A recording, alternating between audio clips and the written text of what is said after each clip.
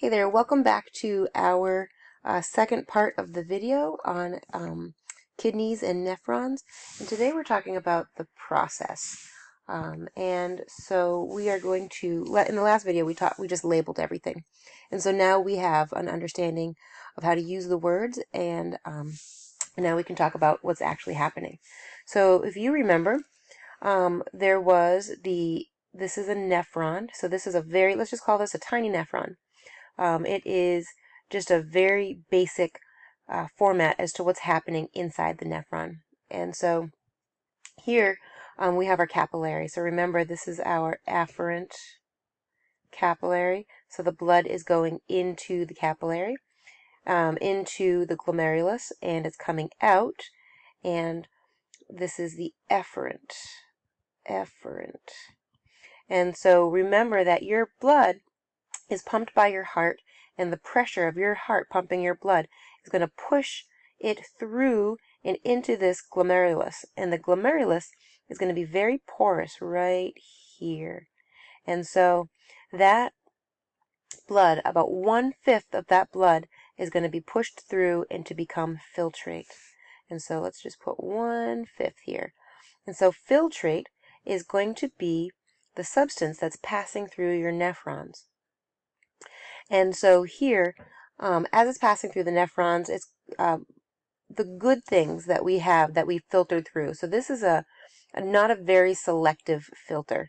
It's going to push good things and bad things through, or stuff that we want to keep and stuff that we want to get rid of, which is a better word to say than good or bad. So it's going to push things through like glucose. It's going to put vitamins. It's going to push vitamins through. It's going to push through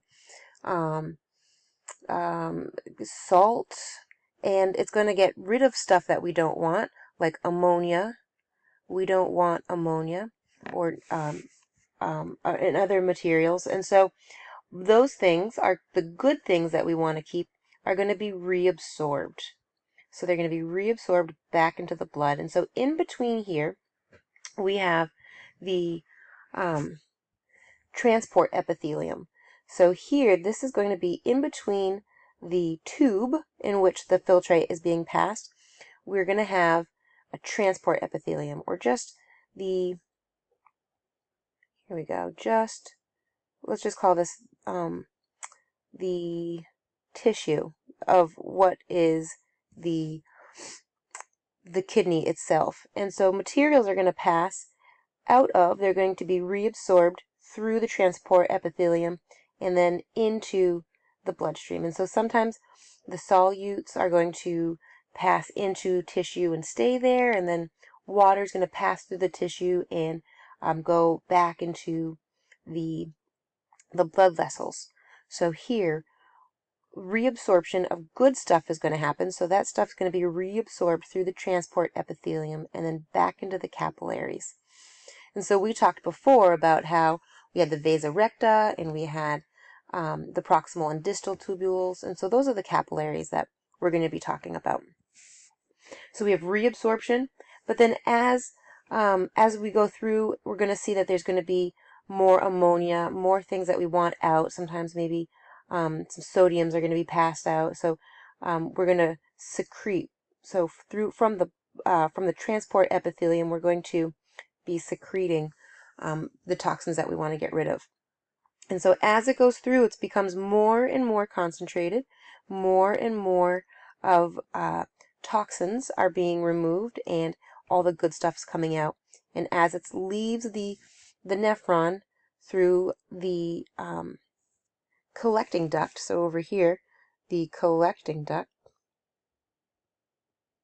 which then leads to the renal pelvis, which then leads to the ureter.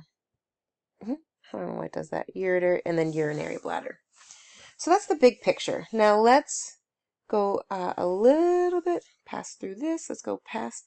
Actually, let's talk really quickly. Let's remind you that these nephrons that we're talking about, here's the glomerulus, and it's going to pass down into the medulla, come back into the cortex. So that would be a cortical nephron, and remember that our juxtamedullary is going to be here.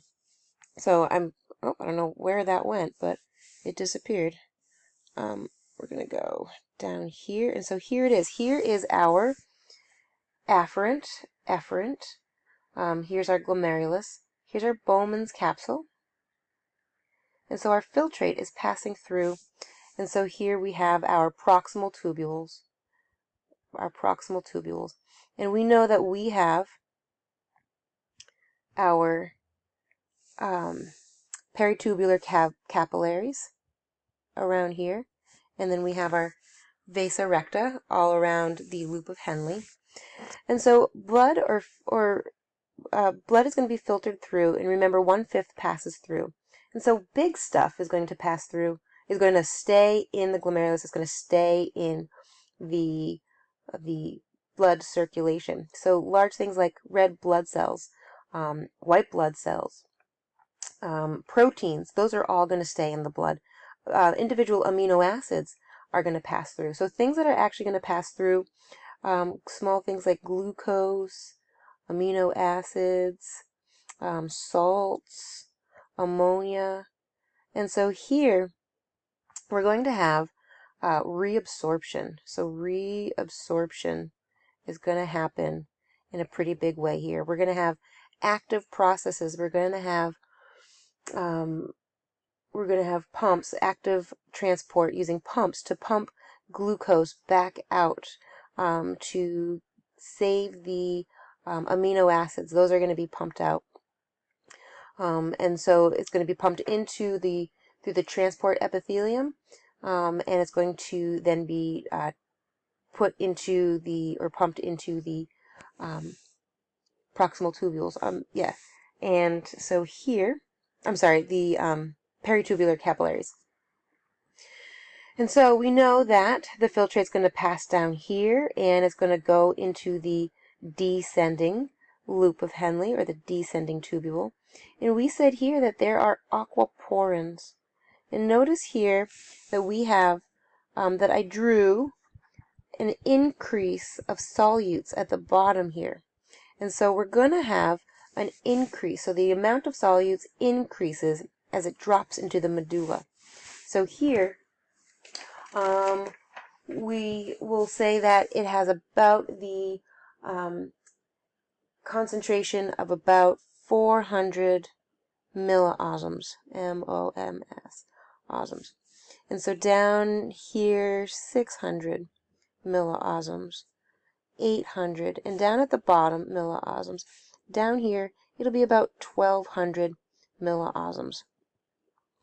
And so here we can see that there's a higher level of concentration of salts on the outside, and we have aquaporins, which is going to allow for water to be transported out. This is really important because so much if we excreted or peed out all of the water that traveled into a nephron that became filtrate, we would lose so much of our water. And so the nephrons are a huge player in helping us to keep our water. So here, the fact that we have aquaporins on this side is going to allow the water to pass back out.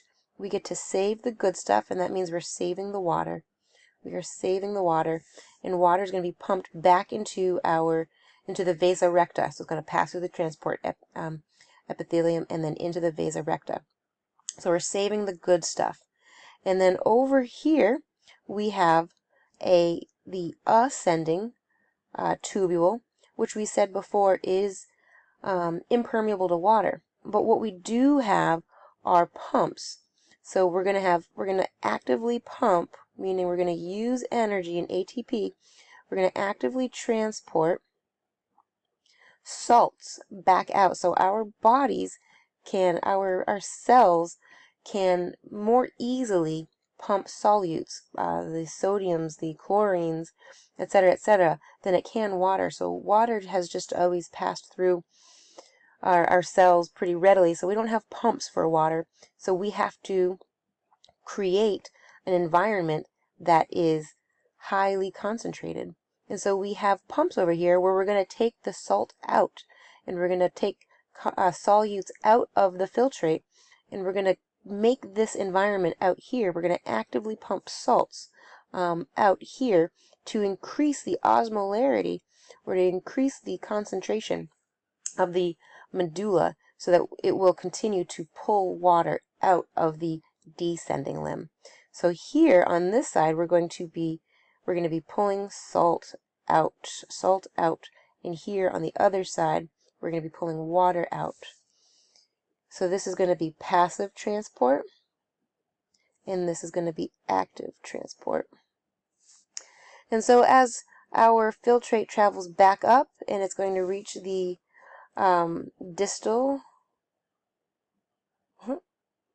I don't know why that was so hard, the distal tubule, pretty much the same thing is going to happen here. We're going to have, once again, we're just going to try and take out all of the good stuff. So we're going to try and reabsorb the glucose, amino acids, anything that we don't really want to get rid of.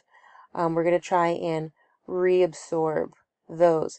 However, we're also going to be sending toxins out. So all the while we are sending toxins back out. So we are secreting toxins out, and we're trying to send this filtrate out into the collecting duct. And so once it's in the collecting duct, you would think that our job here is done. However, there are aquaporins here, lots of aquaporins here.